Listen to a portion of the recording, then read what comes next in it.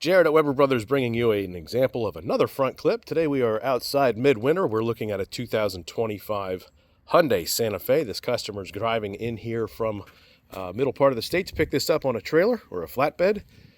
Made him aware we do not load pickup trucks. This will not fit. But this is what you can expect if you're picking this particular model up from us. We have several fronts ready to go, but we're going to focus on this one for now. So you get, as you see it, hood, headlights, bumper cover, fender, grille.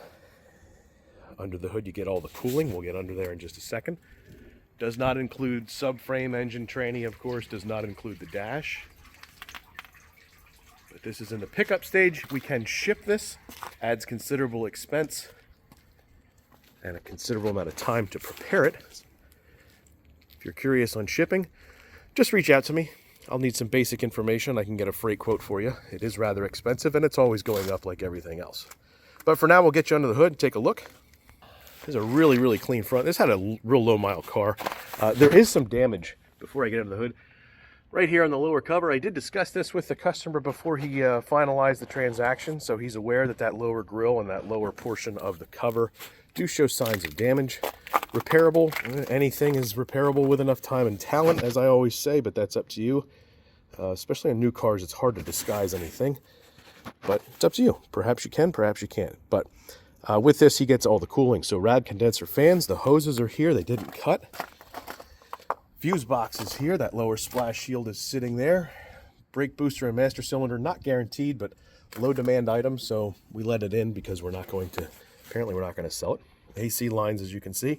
Brake lines are not included. It's against law to sell brake lines, so we don't do it. Washer bottle, overflow bottle.